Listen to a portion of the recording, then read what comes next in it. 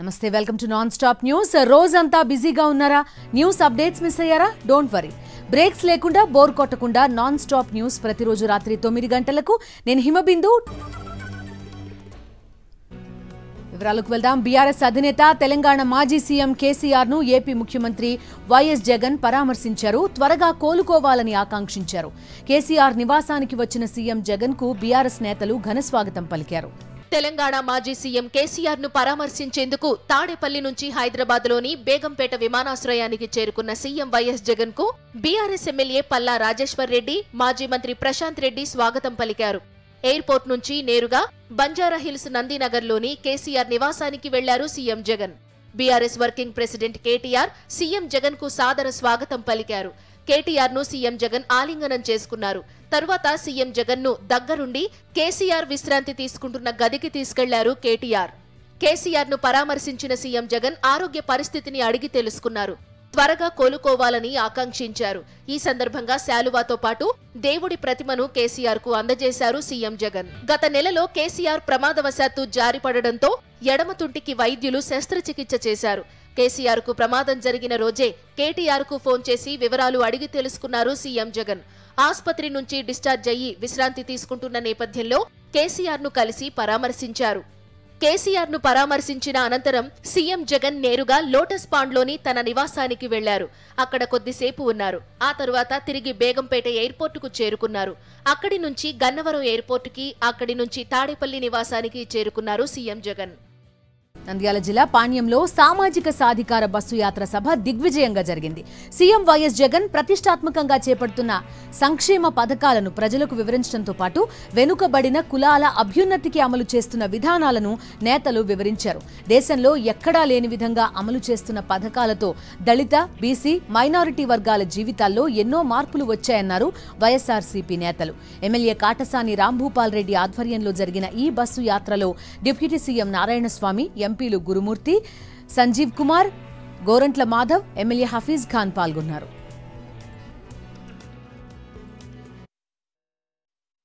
నేను చంద్రబాబు క్లాస్మేట్. నేను వారి యొక్క గుణగణాలు చెప్తే ఈ రోజంతా చెప్పవలసు.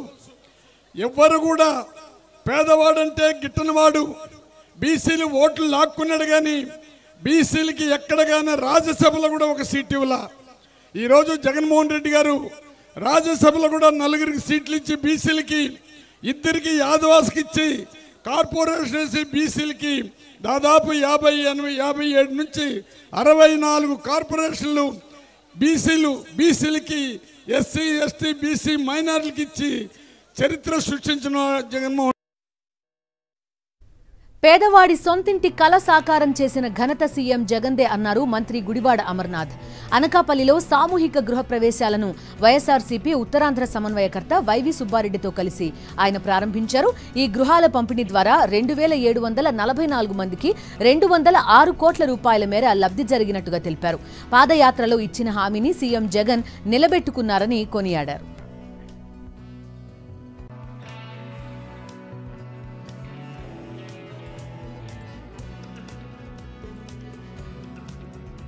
ఇరవై సంవత్సరాల పాటు మీ మీద 7.5 లక్షల రూపాయలు భారం మోపి మీరు ఇల్లు ప్రభుత్వం నుంచి ఉచితంగా కాకుండా ప్రభుత్వం దగ్గర కొనుక్కునేటువంటి కార్యక్రమం చేస్తా ఉన్నారు. పేదవాడికి సొంతింటి కళని ఉచితంగా ప్రభుత్వం తీర్చాలి తప్ప వారి దగ్గర డబ్బు తీసుకొని చేయడం అనేటువంటి సమంజసం కాదు. మనం అధికారంలోకి వచ్చిన తర్వాత ఉచితంగా మీ అందరికీ కూడా టిట్కో గృహాలు అందిస్తానన్నటువంటి మాటని ఈరోజు గౌరవ ముఖ్యమంత్రి జగన్మోహన్ రెడ్డి గారు నిలబెట్టుకుంటా ఉన్నారనేటువంటి విషయాన్ని ఈ సందర్భంగా తెలియజేస్తా ఉన్నా. సంక్రాంతి కానుకగా గౌరవ ముఖ్యమంత్రి జగన్మోహన్ రెడ్డి గారు ఈ టిట్కో హౌసెస్ ని ఇక్కడ నిర్మాణం చేసి, నిర్మాణం అంటే ఏదో గత ప్రభుత్వంలో చేసినట్టు గోళ్ల కట్టి రంగులేసి ఏ కనెక్షన్లు ఇవ్వకుండా లబ్ధిదారులకు ఇచ్చామని అనౌన్స్ చేసుకునే కార్యక్రమం కాదు. ఒక పేదవాడికి సొంత ఇల్లు అనేది ఒక కళది. ఆ కళని నిజం చేసిన గొప్ప నేత మన ముఖ్యమంత్రి, గౌరవ ముఖ్యమంత్రి జగన్మోహన్ రెడ్డి గారు. కాకినాడ జిల్లాలో కేంద్ర మత్స్యశాఖ మంత్రి పురుషోత్తం రూపాల సహాయ మంత్రి మురుగన్ పర్యటించారు. యు కొత్తపల్లి మండలం ఉప్పాడ తీర ప్రాంతంలో అమీనాబాద్ వద్ద ఫిషింగ్ హార్బర్లు, మత్స్యకారుల జీవన పరిస్థితులు, మౌలిక సదుపాయాల కల్పన కోసం చేపట్టిన సాగర పరిక్రమ కార్యక్రమంలో కేంద్ర మంత్రి పాల్గొన్నారు. మంత్రి సీదిరి అప్పలరాజు, ఎంపీ వంగా గీత, ఎమ్మెల్యే పెండెం దొరబాబుతో స్థానిక నేతలు ఈ కార్యక్రమంలో పాల్గొన్నారు. తుఫాన్ల కారణంగా తీర ప్రాంతంలో మత్స్యకారులు ఎదుర్కొంటున్న సమస్యలను కేంద్ర మంత్రి దృష్టికి తీసుకెళ్లారు. ఎంపీ వంగా గీత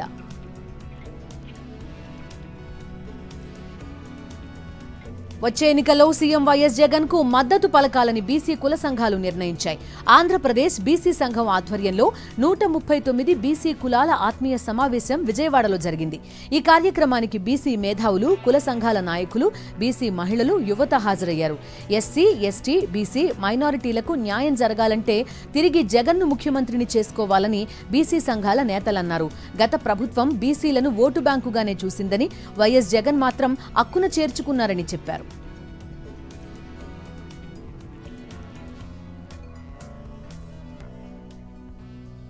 ఒక్కొక్క విద్యార్థికి దేశంలో ఎక్కడ లేదు.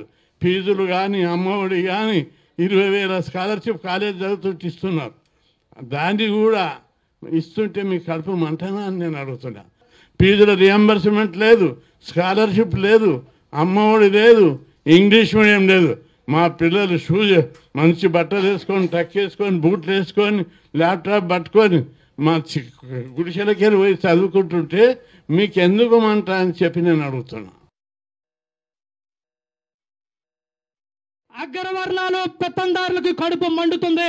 ఇవాళ మన కోసం నిలబడిన నాయకుడు ఎవరు? వైఎస్ జగన్మోహన్ రెడ్డి గారు. ఎస్సీ, ఎస్టీ, బీసీ మైనార్టీ వర్గాలు ఆర్థిక సుస్థిరతకు చేకూరుస్తూ 2 లక్షల కోట్ల పైగా డైరెక్ట్ గా ఖాతాదారులు వేస్తే ఇవాళ మన వర్గాలన్నీ కూడా సుభిక్షంగా ఉంటే చూసి వారవలేక విష ప్రచారం చేస్తున్నారు. ఛాలెంజ్ జగన్మోహన్ రెడ్డి గారికి ఈ రాష్ట్రంలో అంతగా దండగా ఎస్సీ, ఎస్టీ, బీసీ మైనార్టీ వర్గాలు ఉండబోతున్నామని చెప్పేసి ఈ వేదిక నుంచి మేము ప్రకటిస్తున్నాము. ఇప్పటి వరకు నిరసనలు, ఆందోళనల్లోనే వినూత్న కార్యక్రమాలు చూసేవాళ్లం. కానీ ఇప్పుడు అధికార పార్టీ ఎమ్మెల్యే వినూత్న కార్యక్రమానికి తెరలేపారు. పారిశుద్ధ్య కార్మికుల నిరవధిక సమ్మెతో తాడిపత్రిలో చెత్తాచెదారం పేరుకుపోయింది. పట్టణమంతా మురికి కూపంలా మారడంతో ఎమ్మెల్యే కేతిరెడ్డి పెద్దారెడ్డి రంగంలోకి దిగారు. మున్సిపల్ సిబ్బందితో కలిసి చెత్తాచెదారం తీసివేతకు పూనుకున్నారు. 50 ట్రాక్టర్లు, 100 మందితో కలిసి తాడిపత్రిలో పేరుకుపోయిన చెత్తను పూర్తిగా తొలగించారు. ప్రజల ఆరోగ్య పరిరక్షణే ధ్యేయంగా ఈ చర్యకు దిగామని ఎమ్మెల్యే కేతిరెడ్డి స్పష్టం చేశారు. ఈ చెత్తాచెదారం తొలగింపు కార్యక్రమానికి ప్రజలు, విపక్షాలు కూడా సహకరించాలని కోరారు.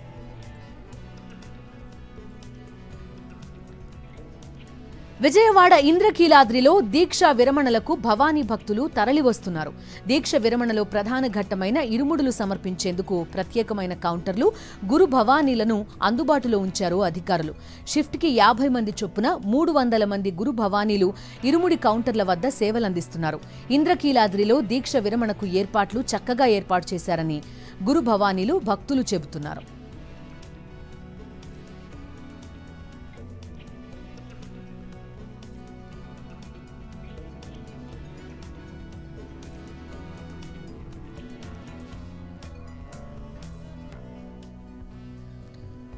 ఢిల్లీ పర్యటనలో ఉన్న తెలంగాణ సీఎం రేవంత్ పలువురు కేంద్ర మంత్రుల్ని కలిశారు. నీటిపారుదల శాఖ మంత్రి ఉత్తమ్ కుమార్ రెడ్డితో కలిసి కేంద్ర జలశక్తి మంత్రి గజేంద్ర సింగ్ షెకావత్తో భేటీ అయ్యారు. దాదాపు గంటన్నర పాటు వీరి భేటీ కొనసాగింది. పాలమూరు రంగారెడ్డి ప్రాజెక్టుకు జాతీయ హోదా ఇవ్వాలని కేంద్ర మంత్రిని కోరారు సీఎం రేవంత్ రెడ్డి. 60% ఫండింగ్ ఇవ్వాలని విజ్ఞప్తి చేశారు. 90 టీఎంసీల నీటిని ఎత్తిపోయడం ఈ ప్రాజెక్టు లక్ష్యమని, దీనికి సిడబ్ల్యూసీ అనుమతినివ్వాలని కేంద్ర మంత్రికి విజ్ఞప్తి చేశారు.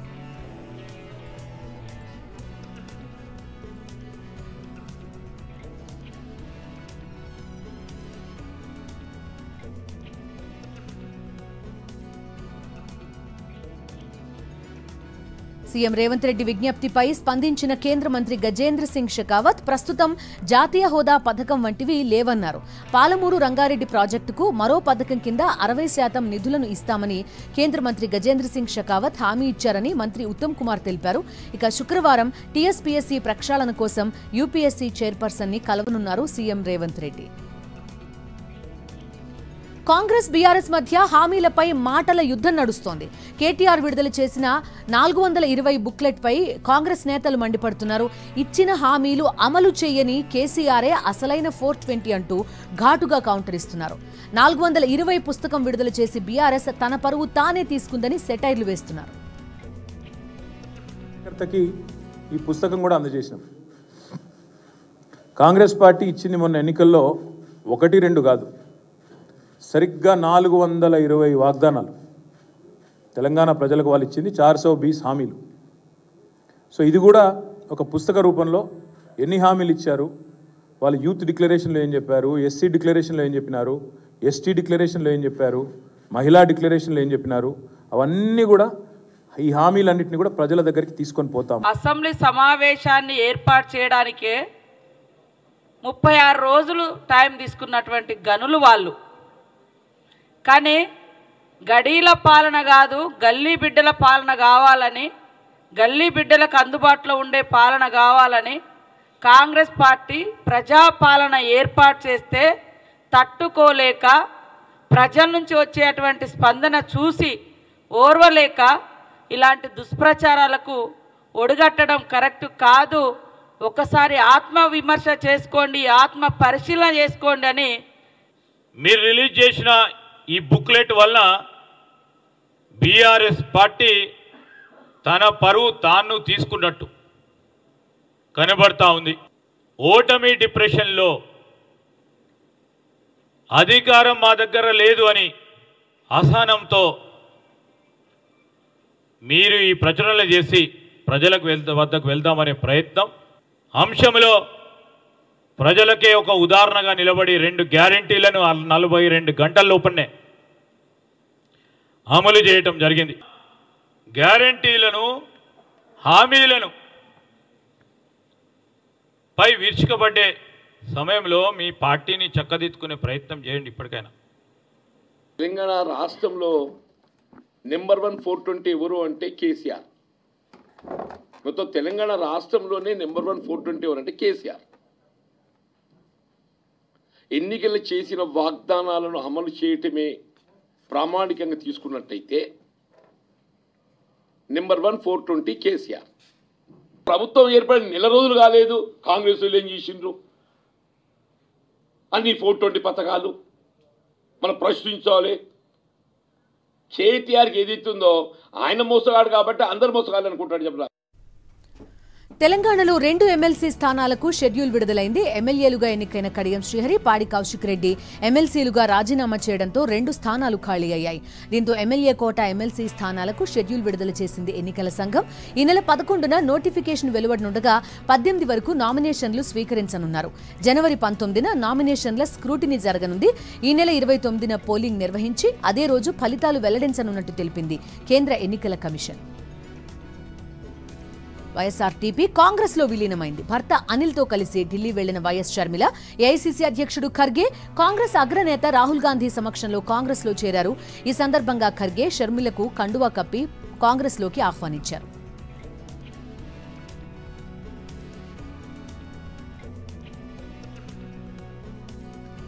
నిజామాబాద్ జిల్లా ఆర్మూర్ మున్సిపల్ చైర్పర్సన్ అవిశ్వాస తీర్మానంపై ఉత్కంఠ వీడింది. చైర్పర్సన్ పండిత్ వినీతకు సొంత పార్టీ కౌన్సిలర్లు షాక్ ఇచ్చారు.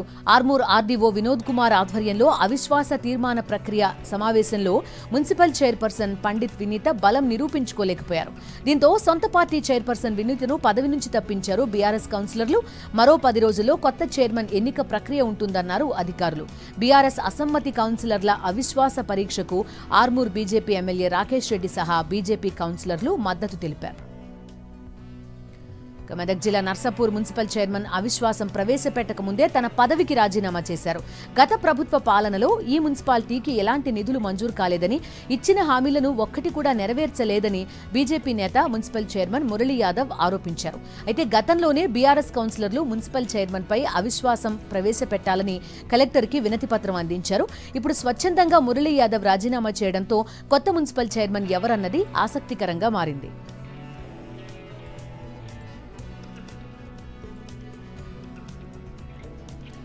తెలంగాణలో కానిస్టేబుల్ పోస్టుల భర్తీకి అడ్డంకి తొలగింది. కానిస్టేబుళ్ల నియామకంపై గతంలో సింగిల్ బెంచ్ ఇచ్చిన తీర్పును కొట్టేస్తూ హైకోర్టు డివిజన్ బెంచ్ తీర్పునిచ్చింది.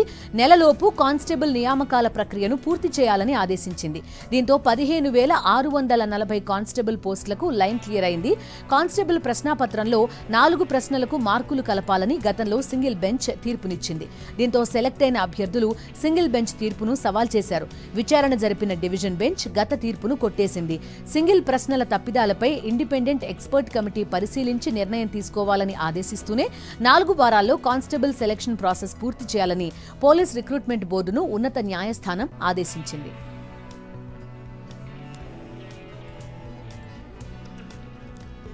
రేపటి నుంచి తలపెట్టిన సమ్మెను విరమించుకుంటున్నామని ఆర్టీసీ అద్దె బస్సుల యాజమాన్యం ప్రకటించింది. బస్ భవన్లో అద్దె బస్సు ఓనర్లతో ఆర్టీసీ ఎండీ సజ్జనార్ జరిపిన చర్చలు విజయవంతంగా ముగిశాయి. ప్రధానమైన 5 సమస్యలను సజ్జనార్ దృష్టికి తీసుకెళ్లామని ఆర్టీసీ అద్దె బస్సుల యాజమాన్యం తెలిపింది. ఈ నెల 10 లోపల సమస్యలను పరిష్కరిస్తామని ఆర్టీసీ ఎండీ హామీ ఇవ్వడంతో సమ్మె ప్రతిపాదనను విరమించుకున్నామని అద్దె బస్సు ఓనర్లు తెలిపారు. మరోవైపు ఆర్టీసీ ఎండీ సజ్జనార్ కూడా అద్దె బస్సు ఓనర్ల సమస్యల పరిష్కారానికి ఒక కమిటీ వేస్తున్నామని తెలిపారు. అంతేకాదు సంక్రాంతికి స్పెషల్ బస్సులు వేయడంతో పాటు ఫ్రీ బస్ సర్వీస్ కూడా ఉంటుందని ఆయన స్పష్టం చేశారు.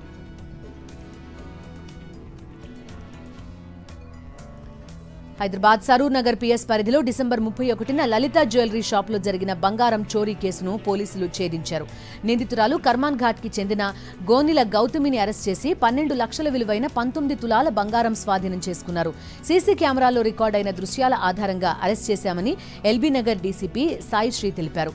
నిందితురాలు గౌతమిపై గతంలో రాచకొండ, హైదరాబాద్, సైబరాబాద్ కమిషనరేట్స్ పరిధిలో పలు చోరీ కేసులు నమోదైనట్టు తెలిపారు.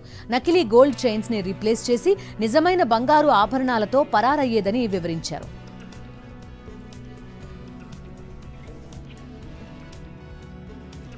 జాతీయ వార్తలకు వెళ్దాం. లోక్సభ ఎన్నికల్లో గెలుపే లక్ష్యంగా కాంగ్రెస్ శ్రేణులు ఐక్యంగా పనిచేయాలని పిలుపునిచ్చారు ఏఐసీసీ అధ్యక్షుడు మల్లికార్జున ఖర్గే. బలహీనంగా ఉన్న స్థానాలను గుర్తించి ప్రత్యేక వ్యూహాలు అమలు చేయాలని సూచించారు. ఖర్గే అధ్యక్షతన ఢిల్లీలోని ఏఐసీసీ ప్రధాన కార్యాలయంలో కీలక భేటీ జరిగింది. పార్టీ ప్రధాన కార్యదర్శులు, పీసీసీ, సీఎల్పీ నేతలు ఈ సమావేశానికి హాజరయ్యారు. ఈ సందర్భంగా లోక్సభ ఎన్నికల సన్నద్ధతపై నేతలకు దిశానిర్దేశం చేశారు కాంగ్రెస్ అధ్యక్షుడు ఖర్గే.